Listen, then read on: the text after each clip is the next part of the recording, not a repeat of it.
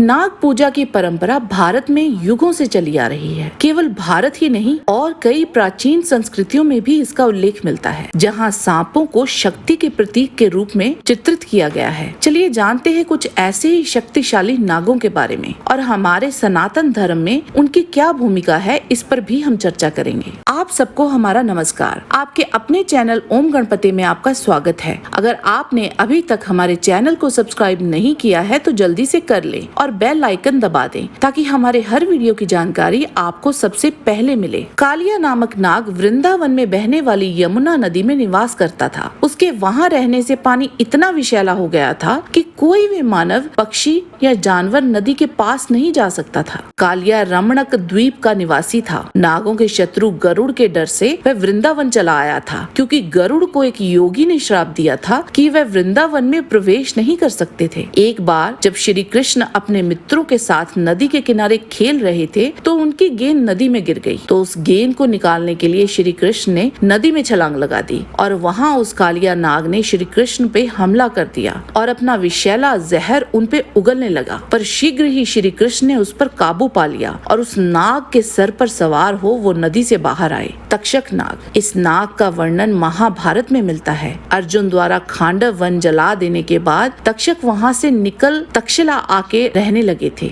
तक्षक को नागों के राजा के साथ साथ इंद्र के मित्र के रूप में भी वर्णित किया गया है। वह पातालवासी 8 नागों में से एक हैं। जब राजा परीक्षित को ऋषि द्वारा दिए गए एक श्राप के कारण तक्षक ने डसा था तो उसकी मृत्यु हो गई थी। परीक्षित पुत्र जन्मेजय ने समस्त नागों के विनाश के लिए एक यज्ञ किया, जिसमें अनेक सर्प आकर यज्ञ की अग्नि में गिरने लगे। बस जैसे ही यज्ञ में तक्षक का नाम पुकारा गया तो वह भी उस कुंड में गिरने लगा। पर तभी वहाँ एक युवा ऋषि आए जिनका नाम आस्तिक था। उनके कहने पर जन्मेजय ने यज्ञ रोक दिया और इस प्रकार तक्षक के प्राण बच गए। करकोटक नाग। करकोटक को भगवान शिव का एक गण माना जाता है। जन्मेजय के नाग यज्ञ से बचने के लिए ब्रह्मा जी के कहने पर उसने भगवान शिव की तपस्या करनी शुरू कर दी। वह महाकाल वन में शिवलिंग के सामने तप करने लगा। भगवान शिव ने प्रसन्न होकर उसको कहा, जो नाग धर्म का आचरण करते हैं उनका विनाश नहीं होगा। तब भगवान शिव ने करकोटक नाग को शिवलिंग में प्रवेश करवा दिया और उसकी जान बच गई।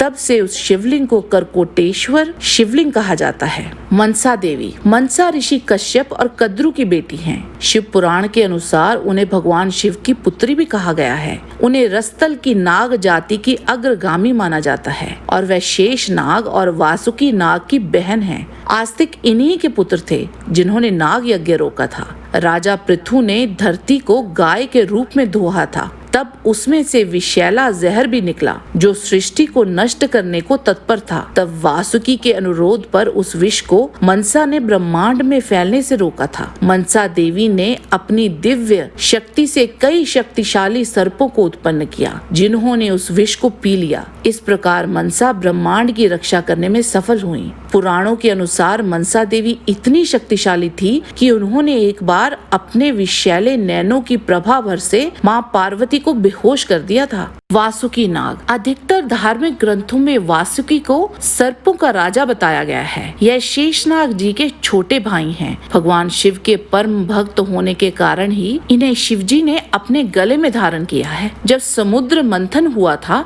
तो इन्हें नीति बनाया गया था और मंदराचल पर्वत को मथनी बनाया गया था। त्रिपुरदाह के समय वे शिव जी की धनुष के डोर बने थे। वासुकी जी प्राण या जीवन ऊर्जा, जिसे कुंडलिनी कहते हैं, उसका प्रतिनिधित्व करते हैं। शेषनाग। शेषनाग जी, जिन्हें आदि शेष भी कहते हैं, एक आदिकालीन बहुमुखी सर्पों के राजा हैं, जिनकी ब्रह्मांड के निर्माण और विनाश में एक विशेष भूमिका है। नागों में सर्वप्रथम इन्हीं की उत्पत्ति हुई थी। शेषनाग नागराज अनंत का ही एक अन्य नाम है। क्षीर सागर में भगवान विष्णु शेषनाग जी पे ही शयन करते हैं। इन्होंने भगवान विष्णु तक पहुंचने के लिए भौतिक संसार को त्याग हजारों वर्षों तक तप किया था। शेषनाग जी को एक नया ब्रह्मांड बनते ही उसे समय चक्र प्रदान करने की जिम्मेदारी दी गई है। इसके अतिरिक्त उन्हें ब्रह्मा जी द्वारा पृथ्वी को स्थिरता प्रदान करने को भी कहा गया था। इसीलिए आदि शेष जी एक सर्वकालीन प्रतीकात्मक अभिव्यक्ति हैं, जो नागों में श्रेष्ठ हैं और सबसे शक्तिशाली भी हैं। भगवत गीता में श्री कृष्ण कहते हैं कि वो नागों में श्रेष्ठ